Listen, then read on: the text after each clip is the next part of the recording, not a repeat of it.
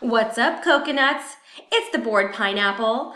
And if this wasn't such a low-budge situation, I'd have intro music right now. Actually, wait. Let me try something. It's the bored pineapple.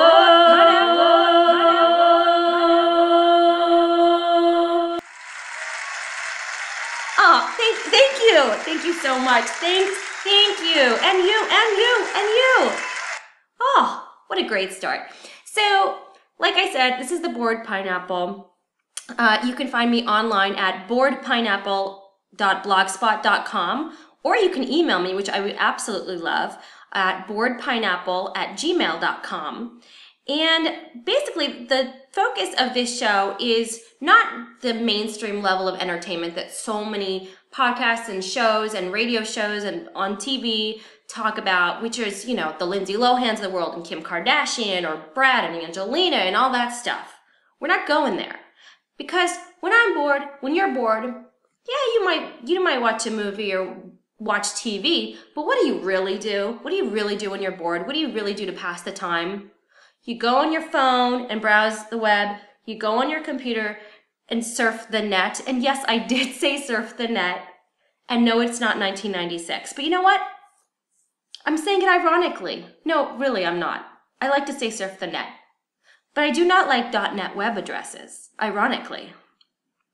Remember back in the day when the internet first got started and there was .com and then all of a sudden .net emerged and all these people started getting .net addresses? Okay, I'll give those people a pass because there are some legit companies that have .net addresses, but people, the time has passed. It didn't work. Get over it. It's all about the .cam, okay? The .cam. I get .gov. That means you're the government. I get .org. You're a 501c3 nonprofit organization, but there is no excuse for .net. Figure out another name if the .com isn't available, guys. I know things are changing. I know Instagram is like Instagram.m, and there's going to be new extensions, and it's all going to change. But you know what? Where we are right now, it's a .com world. So, excuse the rant. So anyway, like I said, like I was touching on, we are going to be talking about things that you encounter online, the podcasts that you listen to, the YouTube videos that we're watching, and I'm not talking about the Gangnam Style level of YouTube videos. People, there's a whole second tier of personalities and people out there and talking heads that have huge followings that I don't hear anyone talking about, but I'm passionate about it. I'm passionate about all of it. And I want to hear someone talking about it. Let me give you a little bit of a sense of my tastes, which are constantly evolving. Oh, wow. Live show. Please excuse the ringing landline. Whew, that was a close call. But you know what? This is unproduced. This is raw, unfiltered. And you know what? That's the way I like to hear things. I don't like overproduced. So you're welcome. You're welcome for that ringing phone. It's the least I can do for your applause earlier. So as I was saying, to give you a sense of my tastes, which as I mentioned were quite eclectic, they're not overly feminine, they're not overly masculine. I think that generally there's a fit for everyone out there. I love listening to Howard Stern and Opie and Anthony on the radio on Sirius Satellite. Howard has about 30 seconds of new content a month these days, and that's actually how I got introduced to Opie and Anthony, who are much more on the shocking side of things. They're, in my opinion, a little bit more misogynistic, which I do not enjoy that part, but I like people who say things that I don't agree with sometimes. I like to hate on people. I like to hear people I disagree with. Why? I don't know. It's not for the shocking value of it, but it is entertainment because anytime someone makes you think, you're being entertained. You're being occupied. Your mind is being occupied, and that's what I like. I tend to disagree with about 80+% of what Opie and Anthony are saying, and their third mic, Jim Norton, which is a really popular comedian out there. But I like to listen to them. You don't have to agree with your entertainment. You're still being entertained. So that's on the radio side of things. On the podcast side of things, I am a huge lover of the Jay Moore podcast, More Stories. Jay Moore can just entertain like no other. He's not in that top tier of stand-up comedians, but he's had staying power. He's been doing stand-up, I think, since, his late teens or early 20s. Then he got into the acting game, and, everyone knows him, but have you seen his stand-up? Have you seen his Showtime special? Because it's pretty amazing. And on More Stories, Jay Moore, I don't know if you have ADD. He jumps around from topic to topic. I don't know if that's part of your shtick, but I love it. I love it because I am never kind of bored or settled in my own head when I'm listening to you. I love hearing Jay Moore, especially when he has a good guest on. But even when he has a guest on that you don't know, Jay Moore will bring it alive. He's a good interviewer, and he'll usually take it to a really good place. So More Stories is probably one of my top podcasts that I listen to.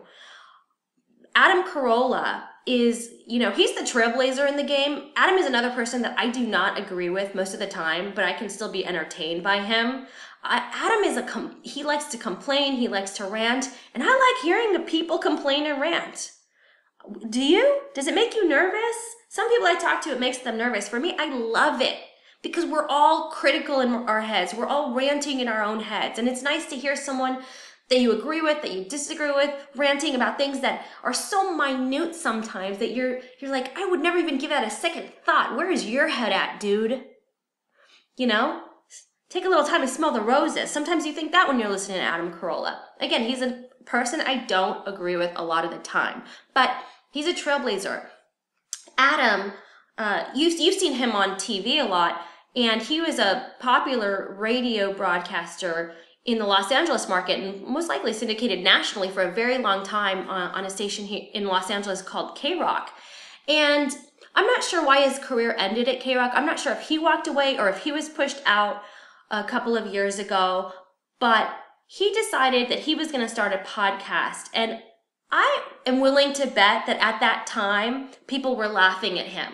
Like, oh, the loser's run out of options and offers, and he's starting a podcast. Are you kidding me? Because podcasts had been around for a long, years at that point.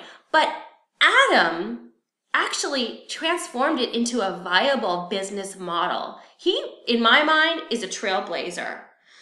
And he has now built a new studio in Glendale, and he has a network of podcasts. And it also provides a platform for his stand-up act, which he goes into tours around the country, and I believe even in Canada. And he has businesses now that he's started. I'm not plugging Adam. I'm not here to sell his business for him. But what I'm saying is he did it himself. He jumped out of the mix and he made his own opportunity. And that's what I love. And now there's a lot of people out there, a lot of comedians and other successful people getting in the podcast game. And I really think it's because of Adam Carolla. So for that, I salute Adam. I don't listen to his podcast as much, not on a daily basis, but certainly on a weekly basis, I still listen to him, and he's great. Now, this next person I'm going to talk about is someone so near and so dear to my heart. I feel like I discovered her. You know those indie people? You know those hipster? Oh, wait, hold on. That's my co-host. Do you hear him? Aw, he just wants some love, you guys. Aw, he appreciates that. He says thank you. I don't really understand. I only understand a couple of his words because he only speaks French. But anyway, like I was saying, this person, you know those hipsters?